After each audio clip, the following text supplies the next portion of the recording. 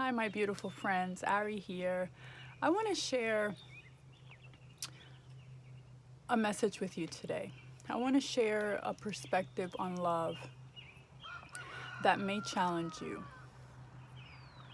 A lot of times we're very quick to say that we love someone. I'm sorry about the cars passing by. I'm outside working in my camper, and I just wanted to record this before it gets too late. But a lot of times we say that we love our friends, our kids, our partner. And I believe that we mean well, but more often than not, what we so easily call love is actually this distorted view of love. We think it's love, but it's actually something else.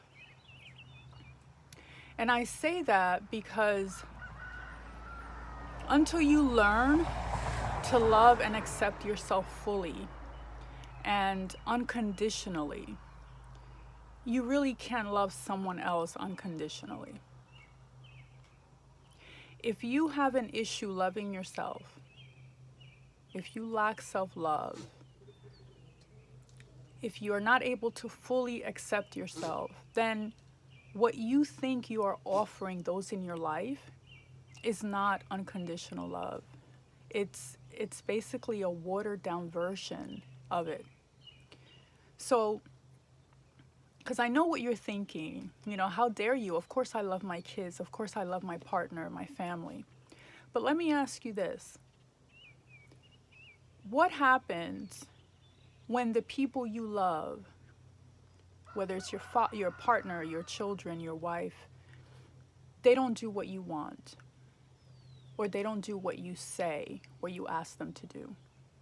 Whether it's your partner, your children, your friends, what happens to you internally when they do not meet your expectations? We experience this every day, right? Someone disappoints us in some way, and then we automatically start to create these thoughts, right? If he loved me, then he would fill in the blank. Or how could she do that to me? Or if she was a good wife, she would do this. Or if he was a good husband, he would fill in the blank. And then pretty soon, these thoughts create feelings within us that we then call or we identify as pain, anxiety, stress, discomfort, right? And then we take it a step further and we say that they are the cause for that pain, that anxiety, that stress, that discomfort that we're experiencing. We say that we're feeling these emotions because of them, that we are stressed and anxious because, after all, they didn't do what we wanted them to do. They hurt us by not meeting our expectations. When the truth is that we hurt ourselves. We hurt ourselves because we were the ones that created the thought that caused the feeling of pain, of disappointment, of anger, of rejection. We did that. You see, people can betray us. People can do all sorts of things. They can lie. They can gossip about us. But no one, and I mean no one, can hurt you emotionally. That's what you do to yourself. I want you to really understand that. No one has the power to hurt you emotionally. So don't lie to yourself by telling yourself he hurt me or she hurt me, or she made me feel this emotion, anger, anxiety. Don't give anyone that power by saying, you hurt me. No, you hurt you. Just own it and acknowledge it. They didn't hurt you. You chose to believe that they hurt you. And I believe that this is what causes probably the most discomfort in our lives as we experience our journey as a mother, as a wife, husband, in all of our relationships. When you don't love yourself, if everyone in your life, your kids, your husband, your sister, if everyone you have interactions with were wonderful and did everything exactly as you wanted all of the time, everything that you expect from the world, if you do not love yourself, you will still be unhappy. Even with everyone performing the way that you want, you would still be unhappy. And conversely, when you do love yourself, when you do have self-love, if anyone was ever unkind to you, if no one ever said nice things to you, or did nice things for you, or did maybe what you expect, and yet you love yourself fiercely, you will always, always be happy. No matter what people around you do, no matter what happens in the world around you.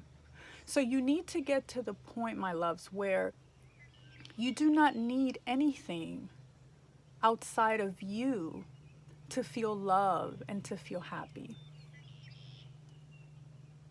There's just so many of us that are walking around with emotional illnesses. And I know that sounds strange. Not mental, emotional illnesses. You know them well. Anger. It's the worry. It's the stress. It's the insecurity. It's the jealousy. It's the hurt, the fear, the self-doubt, anxiety. You experience them every day.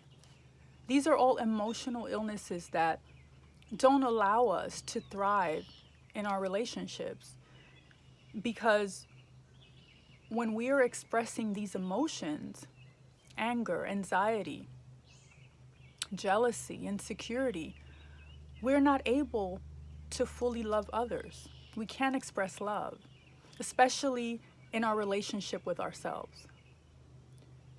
There are so many people walking around with so much pain, so much pain. Just think about all of the people that you come into contact with daily, maybe the people that you work with in your family. How many of them are struggling with emotional illnesses, with anxiety, maybe depression, stress, lack of self-esteem, lack of self-love? These individuals carry their own vibration to work every single day, as you do. And you're there in the middle of all of that collective anxiety and all of that collective anger and all of that collective stress. So, of course, it's going to have an effect on you, because you're around these people for 8 to 10 hours a day, sometimes longer.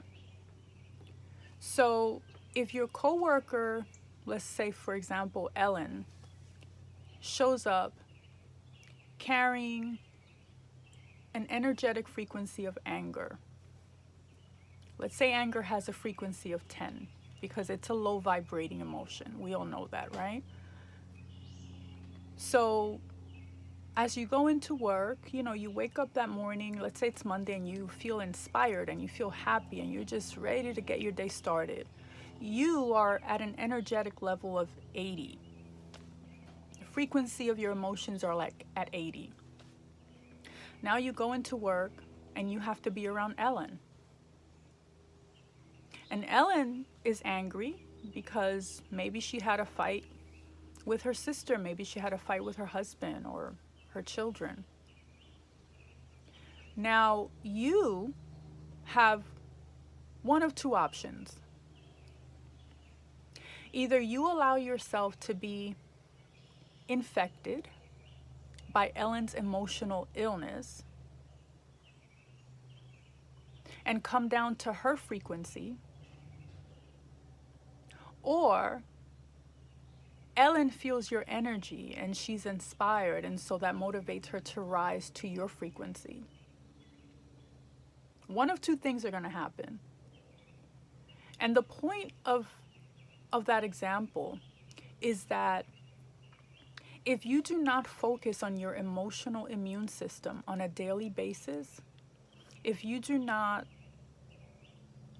take time out every single day to strengthen yourself mentally and emotionally, what do you think will happen? What'll probably happen is that you will allow Ellen's energy to deplete yours. And so now you reach home, you started at an 80, but now you're at a 10, just like Ellen was. And now you arrive home to your family, haven't seen them all day, but you are annoyed and you are frustrated. So you become short with your partner. You lose your patience with your children because you barely have anything left emotionally to give to them. And we repeat this cycle 5 or 6 days a week, day in and day out, with the only reprieve being that 1 or 2 days on the weekend. You see, a lot of times what goes wrong in relationships, it's not that relationships are complicated.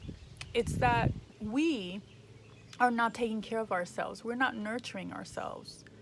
We're not taking the time out to strengthen ourselves on a daily basis in order to be able to deal with the challenges that our relationships present to us. So we find it very difficult to manage simple situations in our lives. And this is the reason why I'm always encouraging you to take time out to really nurture and strengthen yourself every single day. The most important relationship on the planet, I would say, is that of a mother and a child. And yet, we as mothers so often feel so stressed in our role as mothers. And I hear this all of the time. All of the time. I've heard friends and just people that I've spoken to, women that I've spoken to, describe their role as mothers as being the most stressful job they've ever had. And so it's really interesting how this is supposed to be the most natural and the most beautiful bond of all relationships, and yet it's the most difficult. And I would probably say that a big part of this is due to the fact that we as women, we as mothers, we're not doing our job in strengthening ourselves mentally and emotionally. We are not taking care of our emotional immune system. And you've heard me say this before many times because I really believe that it's true. And that is that it's our responsibility as mothers to emotionally strengthen and give our children the tools that they need. Pass on these gifts, these emotional gifts to them. But how can we pass that on to them if we have not given it to ourselves, if we have not cultivated that for us? How do we do that? We as women do not have the luxury of saying that meditation and self-care, that's just not for me, Ari. That's just not for me. Or that I'm too busy. My schedule is already packed. I don't have time. I'm taking the kids to practice. I'm working full time. I don't have time. Or I'm good. I don't need it. Or my mind is just too busy. I can't focus for 10, 15 minutes. I just can't do it. If we look around and see all of the pain and all of the emotional and mental illness that we collectively are struggling with, then I would probably say that meditation, daily meditation and daily self-care is no longer a choice. It's a necessity if we want to be healthy and if we want to thrive. Because when everyone around you is emotionally sick, you have to. You must strengthen your own emotional immune system in order to be able to be present, right? For yourself, for your children, for your partner, for the people around you, for our family, for the world. So we need to develop self-love and daily habits of self-care in order to be able to encounter people who are like Ellen, in that hypothetical example, like Ellen, who are vibrating at lower emotional frequencies and not be depleted, not be mentally and emotionally exhausted just from going to work. Let's say maybe at work there's a colleague of yours who's jealous, and this is someone that's trying to pull you down, sabotaging your efforts to excel.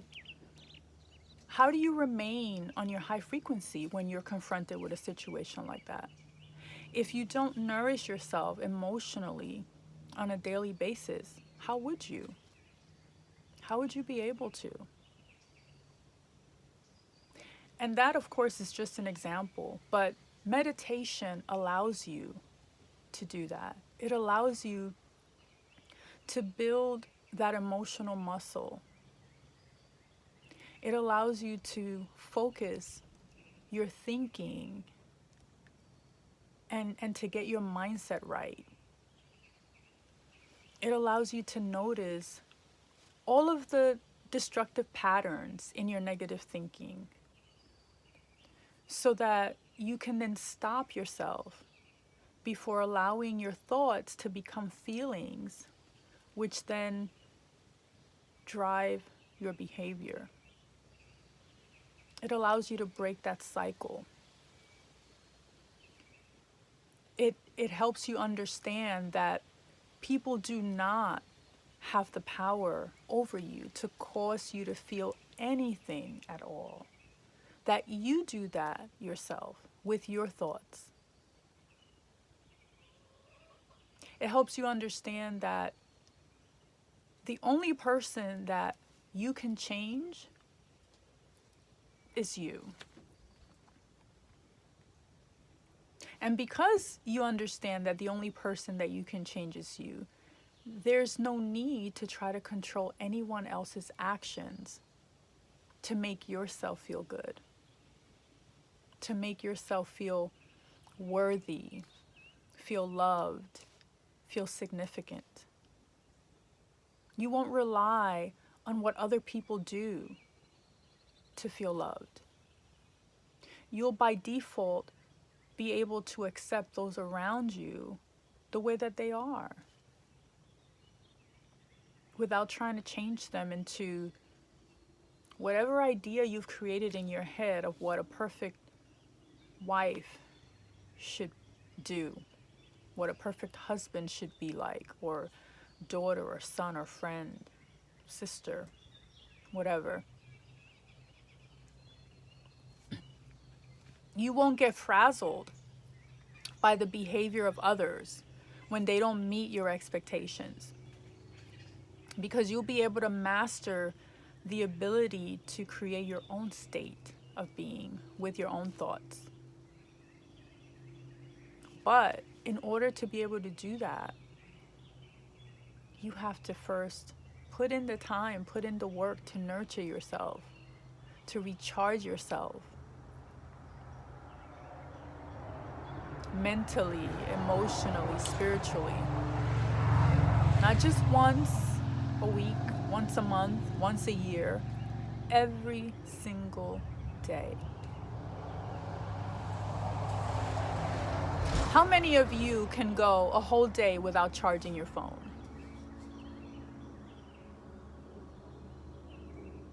I would dare say not many. I bet not many of you go a few hours without charging your phone. You probably become a bit frantic, right? When you see your phone battery, that little light at the corner turning red, right? We all do this because we understand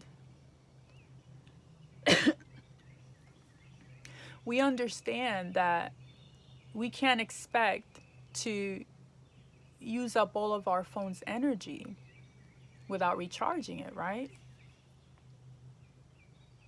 Our phones provide so much information. Everything is at our fingertips. We can listen to music, we can communicate with each other, we can create videos, we can do research, we can talk with friends and family that are on the other side of the world.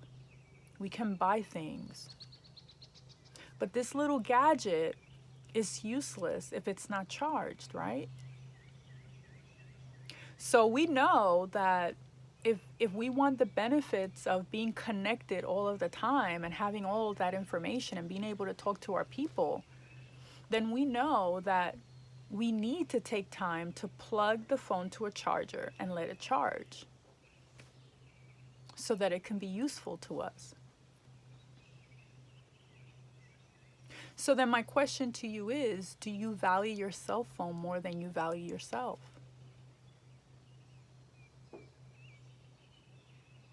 Are you more faithful to charging your phone up on a daily basis than you are about charging yourself up emotionally and mentally and even spiritually?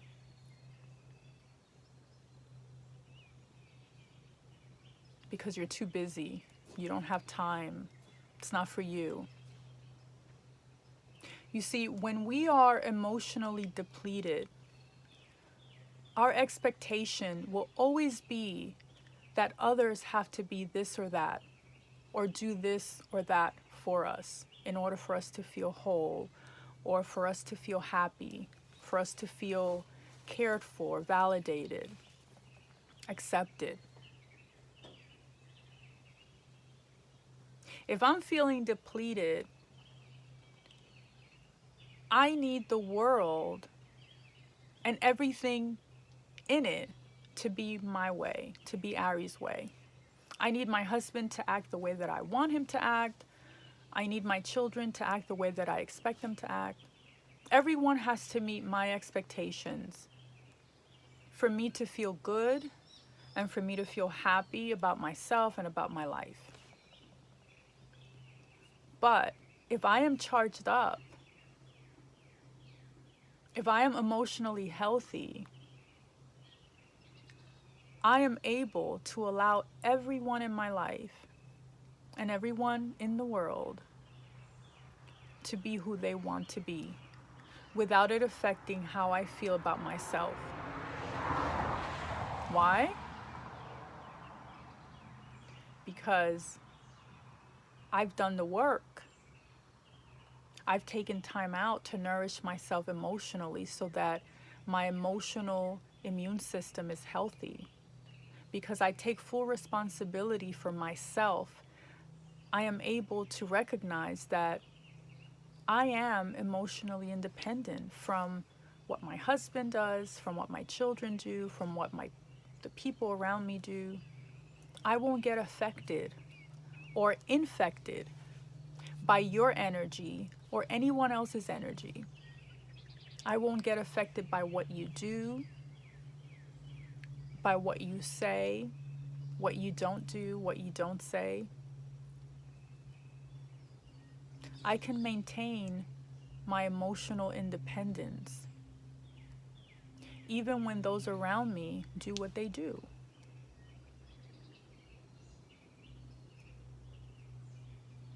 But in order to be able to get there, you have to nourish yourself daily.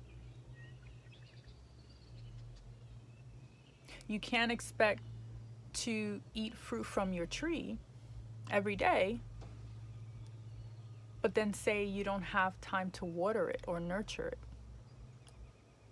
That's not how nature works, right? It's the same for us on a physical, emotional, and spiritual level. When we don't charge our battery, our figurative battery,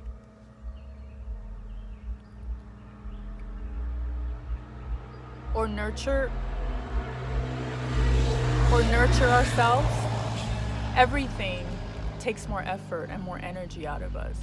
Everything that doesn't go our way, everything that doesn't work out makes us angry, it makes us anxious, makes us sad, makes us feel rejected,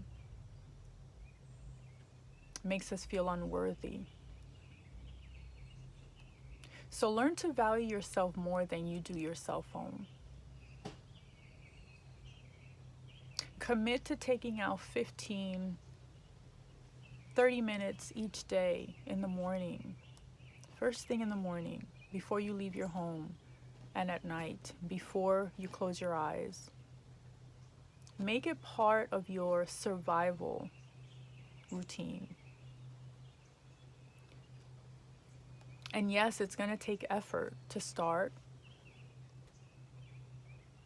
But after a few weeks, you're going to feel yourself functioning on a different level emotionally, at a higher frequency, higher than you ever have. A relationship with yourself, I think, is the foundation to all relationships. You can't have other relationships without having a relationship with yourself. It just cannot happen. There are no shortcuts.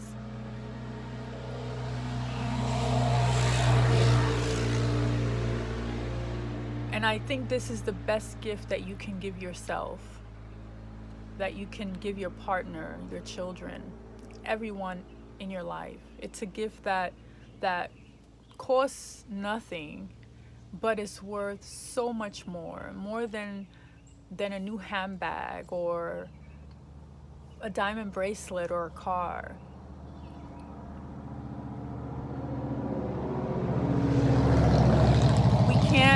We can't give love to other people unless we have cultivated it for ourselves first.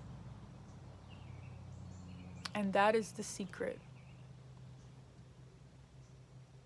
That is the secret. Only you can save yourself. So the question is, are you willing to commit to learning how to truly love yourself by taking care of your emotional immune system daily? Because only then will you be able to truly love those around you unconditionally, and only then will you be able to spread the type of love that radiates to others around you. You have to first experience it in you before you can give it. There are no shortcuts. I love you guys. Have a great Sunday.